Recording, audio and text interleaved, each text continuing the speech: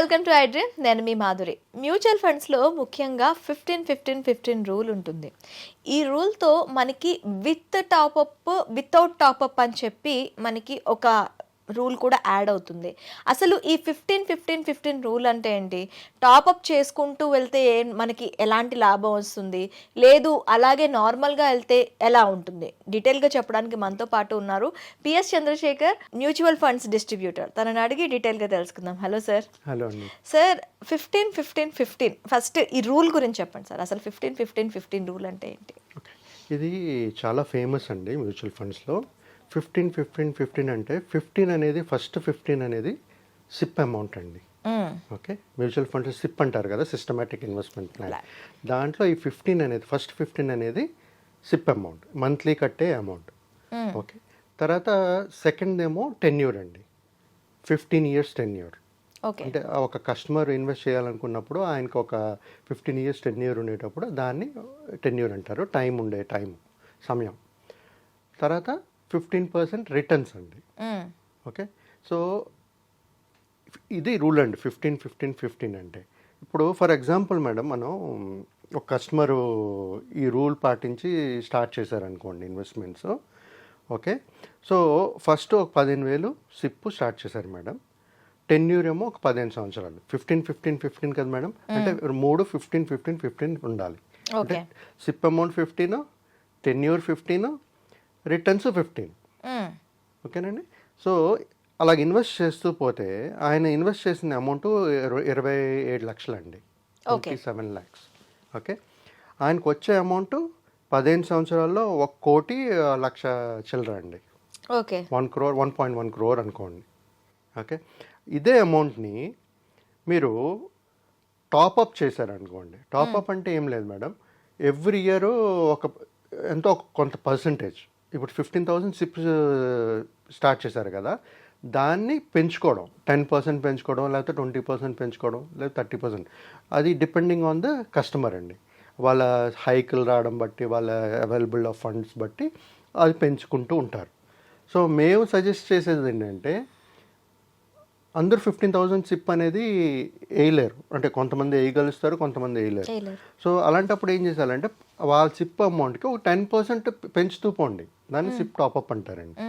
So 10% అదే 15-15-15 రూల్లో SIP amount ఒక 15,000 15 సంవత్సరాలు వేస్తున్నారు, 15% రిటర్న్స్ వస్తున్నాయి. ఓకే, ఇక్కడ టాపప్ 10% వేస్తున్నారు మేడం. వేసేటప్పుడు వాళ్ళు ఇన్వెస్టెడ్ అమౌంట్ ఏమో 57,20,000 అనుకోండి రఫ్గా. మెచ్యూరిటీ వాల్యూ 1.66 వస్తుంది మేడం. ఓకే, అదేండి మేడం. ఇప్పుడు దీనికి డిఫరెన్స్ చూడండి. అక్కడ ఏంటంటే 15 years వదిలేసి ఒక అమౌంట్ తీసుకుంటున్నారు. ఇక్కడ ఏంటంటే ఎవ్రీ ఇయర్ 10% పెంచుకుంటున్నారు. Okay, so almost 66 lakhs difference వస్తుంది ఈ 10% పెంచుకోవడం వల్ల. 66 lakhs 66 lakhs 15 అంటే 15 సిప్ 15 yearsకి 15% రిటర్న్స్. అంటే మనం ఎవ్రీ ఇయర్ 10%. ఫస్ట్ ఇయర్ 15,000 కట్టుకున్నాం, నెక్స్ట్ ఇయర్ 16,500, ఆ నెక్స్ట్ ఇయర్ మళ్ళీ 16,500 ప్లస్ 1650.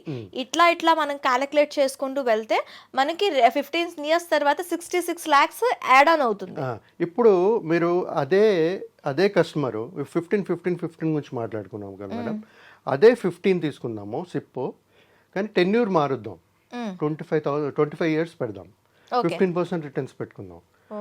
అప్పుడు వాళ్ళకి వచ్చే అమౌంట్ ఎంత తెలుసా మేడం? 45 lakhs ఇన్వెస్ట్ చేస్తారు, 4.92 crores వస్తుంది వాళ్ళకి.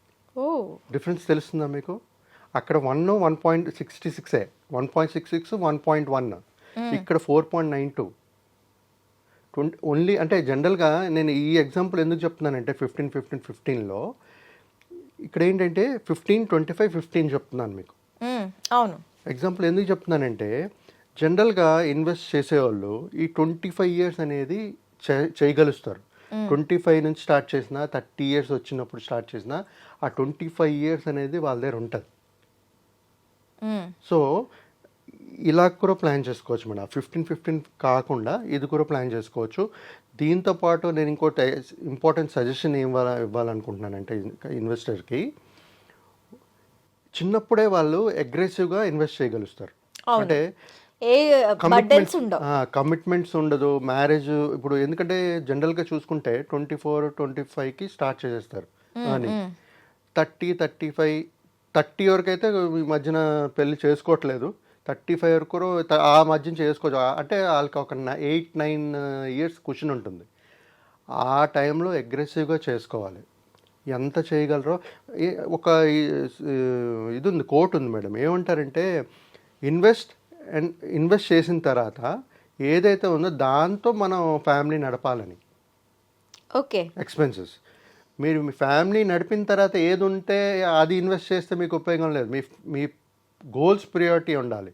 ఫస్ట్ గోల్స్ ప్రయారిటీ చేసుకుని మీకు వచ్చే శాలరీలో దాన్ని ఇన్వెస్ట్ చేస్తూ మిగతా ఉండే డబ్బులతోనే మన ఫ్యామిలీని రన్ చేయాలి. ఓకే. అలా చేయగలిస్తేనే ఈ గోల్స్ అచీవ్ అవ్వడం అనేది చాలా ఈజీగా ఉంటుంది. చిన్నప్పటి నుంచి ప్లాన్ చేసుకోండి. పవర్ ఆఫ్ కాంపౌండింగ్ ఇందాక చెప్పాను కదా madam. Yes. Power of compounding will play very important role. Last వీడియోలో టైం ఉంది, చిన్న డబ్బులు పెద్ద అమౌంట్ కనబడుతుంది మీకు. కార్పొరేట్స్ చాలా పెద్ద అమౌంట్ కనబడుతుంది. ఈ విధంగా ప్రతి ఒక్కరూ ఈ 15-15-15 రూల్ పాటించి ప్లాన్ చేసుకోవచ్చు. ఇక్కడ కూడా మనకి ఇంకో రూల్ ఏంటంటే అక్కడ టెన్యూర్ అనేది పెంచుకుంటూ వెళ్ళాలి.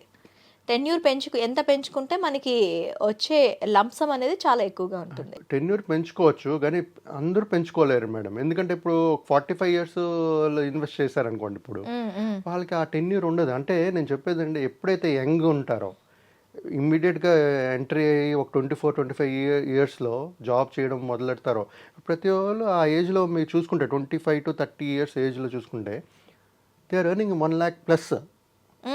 అవును. 50-60-70 ఆ రేంజ్లో 1 lakh ప్రతి ఒక్కరు ఆ రేంజ్లో చేస్తున్నారు. అంటే వాళ్ళ ఇన్వెస్ట్మెంట్ కెపాసిటీ ఎంత ఉందో ఆలోచించండి మీరు. ఓకే. ఒక 50,000 పక్క పెట్టినా ఒక 50,000 ఇన్వెస్ట్ చేయగలరు కదా. నేను చెప్పాను చూసారా మీకు, 8-9 years అనేది వాళ్ళకి ఆ క్వశ్చన్ ఉంటుంది, ఆ రెస్పాన్సిబిలిటీస్ ఉంటుంది. ఆ 8 years ఆ 50,000 ఇన్వెస్ట్ చేసి ఎంత వస్తుంది చూడండి మేడం. కార్పొరేట్స్ ఆ డబ్బులతో వాళ్ళు ఇల్లు కూడా కొనుక్కోవచ్చు. అవును. మళ్ళీ అక్కడ ఏంటంటే SWP మళ్ళీ సిస్టమేటిక్ విత్డ్రావల్ ప్లాన్ అది పెట్టుకుని ఆ డబ్బులు వాడేయకూడదు, మొత్తం అన్ని కొనియకూడదు.